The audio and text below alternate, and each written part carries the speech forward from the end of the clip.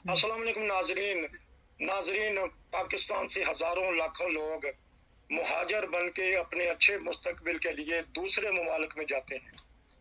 ना सिर्फ पाकिस्तान बल्कि दुनिया भर के गरीब ममालिक के लोग अपनी जान जोखों पे रख के, हथेली पे रख के, समंदर के जरिए किसी ना किसी तरीके से डंकी मार के वो चाहते हैं कि उनका मुस्तकबिल बेहतर बन जाए, क्योंकि अपने मुल्क में उनको अमन और सुकून नहीं और उनका मुस्तकबिल रोशन नहीं होता।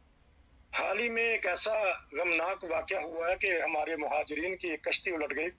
हमारे बहुत सारे पाकिस्तानी शहीद हो गए, फौत हो गए, क्योंकि जो हिजरत करता है वो मर जाए, डूब जाए, उसको भी हम शहीद ही कह सकते हैं। वो क्यों डूबे? वो इसलिए डूबे कि हमारे मुल्क में अमन नहीं है, मजहबी आज़ादी नहीं है, रोजगार नहीं है। लोगों ने अपने मकान बेच के, अपने जेवर बेच के, माओ ने अपने जहेज बेच के, बहनों ने अपने कड़े बेच के किसी ना किसी तरीके से उनको भेजा कि वो जाएं और अपने घर वालों का मुस्तकबिल संवारें। मेरे साथ हैं आज फिर नॉर्वे से अतिया मिर्जा साहिबा, जो बहुत अच्छा बोलती हैं, अच्छा काम करती हैं मुहाजिरीन के सिलसिले में। हम मिलकर पहले अफसोस का इजहार करेंगे इस वाक़या पे, और फिर इसके बाद नॉर्वे की हुकूमत क्या करती है, क्या कर सकेगी, और आया हमारी हुकूमत पाकिस्तान भी ऐसे मामले में कुछ कर सकेगी। जी अस्सलाम वालेकुम। जी, वालेकुम अस्सलाम। आपका शुक्रिया, फिर आपने वक़्त दिया, क्योंकि आपकी मसरूफियत ऐसी हैं, हम सुनते रहते हैं, क्योंकि नॉर्वेजियन ज़ुबान में अखबारात में आपके मुतल्लिक़ बहुत कुछ लिखा होता है कि आप मुआशरे के जो मुहाजिरीन हैं या दूसरे भी नॉर्वेजियन हैं, उनके लिए बड़ी जद्दोजहद करती हैं, उनकी ज़रूरियात का ख्याल रखती हैं। लेकिन हम आगाज़ करेंगे इस अलमनाक वाक़या से। क्या कहना चाहेंगे, किस तरह के अल्फाज बोलना चाहेंगे उन नौजवानों के लिए? उसमें 14 साल का बच्चा भी है, उसमें हो सकता है कोई 70 साल का बूढ़ा भी हो, कोई औरतें भी हों। क्या कहेंगी इस गम के लम्हे में?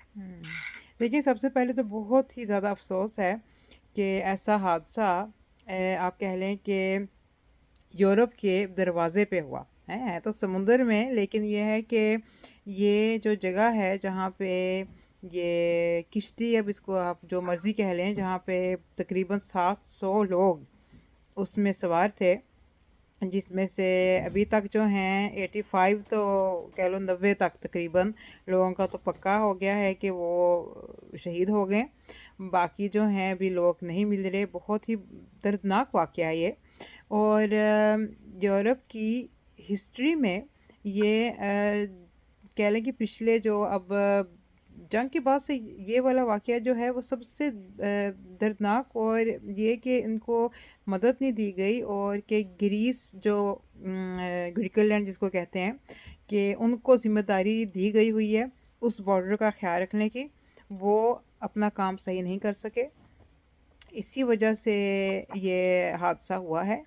और आपको ये भी बताती चलूँ कि यूरोप ने सारे ममालिक, जिस तरह यूरोपियन यूनियन है, उन्होंने मिलकर तकरीबन 80 मिलियन यूरो से ऊपर दिए हुए हैं ग्रीकलैंड को इस काम के लिए, जो कि महाजरीन की हिफाजत करना, उनको जिस रास्ते से भी वो आएँ तो उनकी मदद करना। इसमें से 0,07 पॉइंट परसेंट जो है वो इस्तेमाल किया जाता है, सिर्फ मतलब इतना थोड़ा इस्तेमाल किया जाता है उन लोगों को बचाने के लिए जो समुद्र में गायब हो जाते हैं, गिर जाते हैं किश्तियों से। और ये बिल्कुल अच्छा नहीं है जो हो रहा है। तो इस पे जो है ज़रूर आवाज़ उठानी चाहिए। ये वाक़या कोई ऐसा वाक़या नहीं है छोटा-सा जिसको नज़रअंदाज किया जाए। क्योंकि जी। समंदर हर साल हजारों लाखों लोग खा जाता है। आपने जबरदस्त जो लफ्ज बोला, यूरोप का दरवाजा, तो दरवाजे पे आए हुए तो फकीर की भी दाद रसी की जाती है।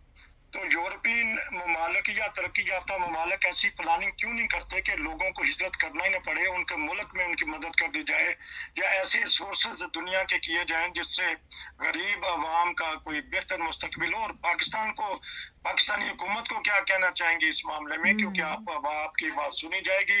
बताएं हमारा हुक्मरानों को, जो करता धरता है, अमूर खारजा को, वजारत खारजा को, कि ऐसे वाक़यात क्यों पेश आ जाते हैं कि हर रोज़ वो वाक़यात हम सुनते हैं।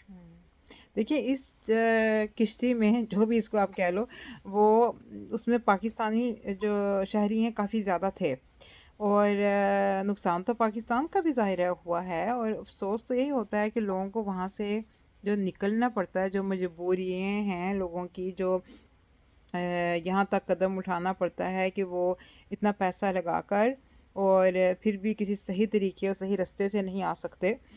تو یہ تو ایک ذمہ داری ہے جو انٹرنیشنل ہے، ٹھیک ہے. یہ آف کورس یو این کی بھی بنتی ہے، لیکن خاص طور پر یورپ کے وہ ممالک جہاں پہ یہ لوگ آنا چاہتے ہیں، ان کی ایک ذمہ داری اس لحاظ سے بھی بنتی ہے کہ ریفیوجی جو آتے ہیں ان کو ریسیو کرنا ہوتا ہے، ٹھیک ہے. یہ تو ہیومن رائٹس میں ہے، اور اگر آپ وہ نہیں کرتے، ٹھیک ہے، تو آپ ہیومن رائٹس کے خلاف کام کر رہے ہیں.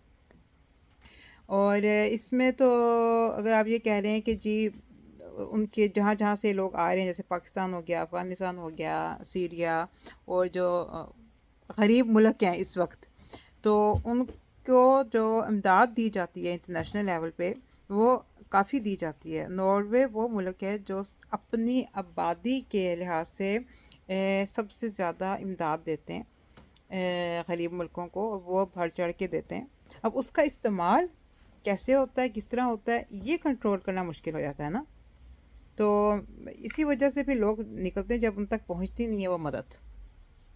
ناروے میں کیونکہ آپ سیاستدان بھی ہیں، آپ ملتی ہیں ان کے اسٹیبلشمنٹ کو یا ان کے جو بھی دفاتر ہیں، تو کیا محسوس کر رہا ہے ناروے اس غم میں پاکستان کے برابر کا شریک ہے کہ کیوں لوگ مر گئے ہیں، اور اب اس کی روک تھام کس طرح ہو سکے گی؟ کیا سوچ رہی ہیں؟ آپ کی نظر یورپین خبروں پہ بھی ہے، انٹرنیشنل خبروں پہ بھی ہے. جی افسوس تو بہت ہو رہا ہے یہاں پہ لوگوں کو، جب یہ خبر آئی ہے اور ہر نیوز پیپر میں، ہر میڈیا میں وہ تصویریں سامنے آ رہی ہیں کس طریقے سے وہ شپ اوور لوڈ ہوا تھا، تو دکھ اور تکلیف تو ہوتا ہے.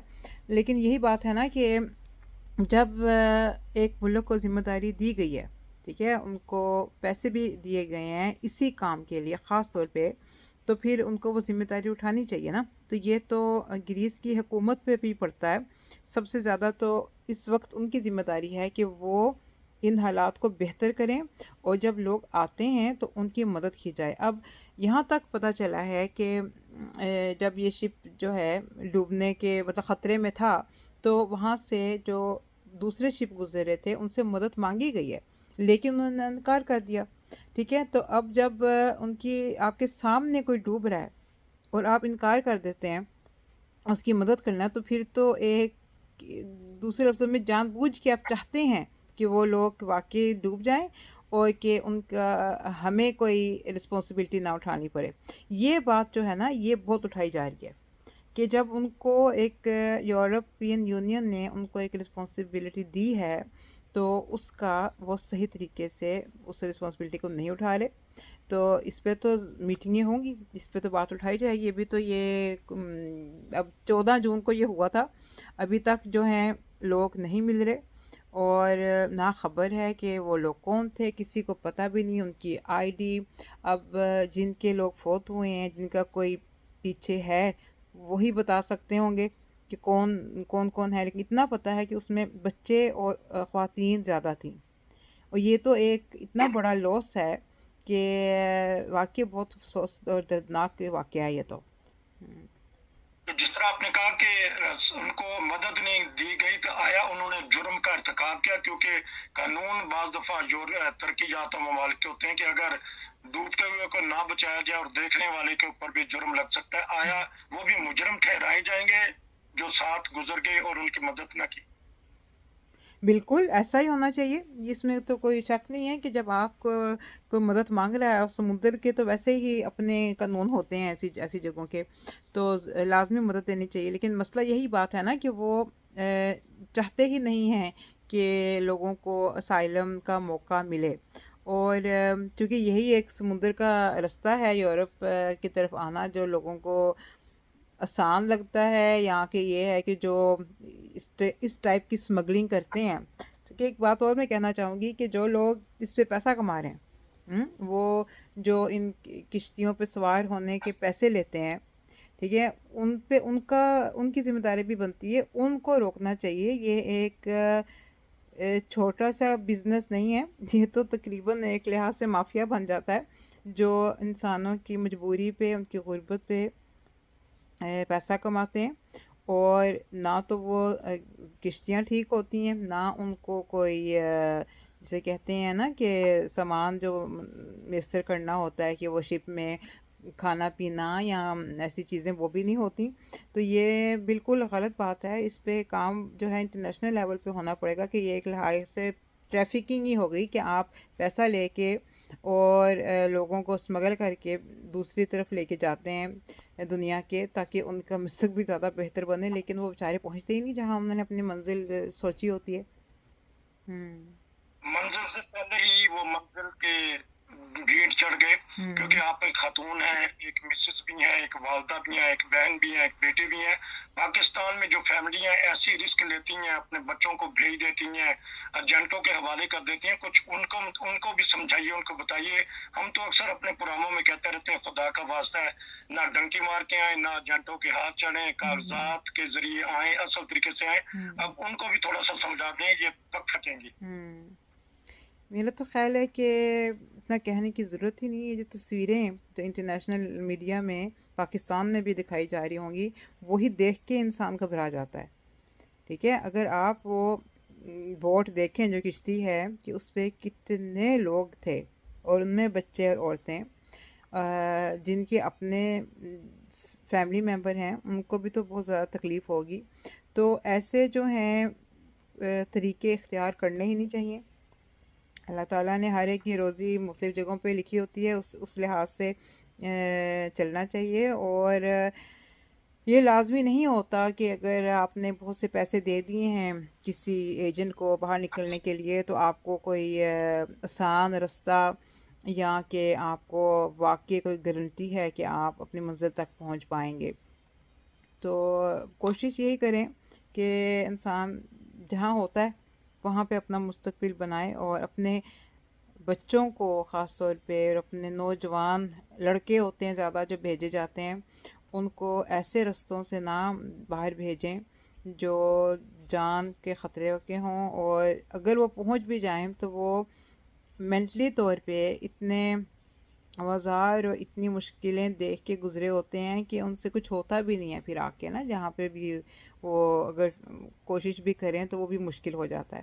تو یہ کوئی آسان بات نہیں ہے، بہت ہی زیادہ ظلم بھی ہوتا ہے ان جگہوں پہ۔ ہمیں پتہ ہے کہ یہ جہاں جہاں انہوں نے یہ جگہیں، جیسے کہ گریکن لینڈ میں، جب اگر وہ کسی کو پناہ دے بھی دیتے ہیں یا جگہ دیتے ہیں، تو وہ جگہیں کوئی رہنے کے لائق ہوتی نہیں ہیں، وہ کوئی خاص ایسی لکشری ہوتی ہی نہیں ہے۔ تو ادھر بھی بھوکے لوگ رہتے ہیں، اور اس سے بہتر تو مجھے لگتا ہے کہ ان کا اپنا جو گھر تھا چاہے وہ پاکستان میں ہو، چاہے وہ گانا میں ہو، کہاں بھی ہو، وہ پھر بھی بہتر ہوگا۔ وہ گھر جو جھونپڑی بھی ہو وہ بھی بہتر ہے، چاہے وہ تنکوں کا بنا ہو، وہ اپنا گھونسلہ ہوتا ہے، اس میں انسان محفوظ رہتا ہے۔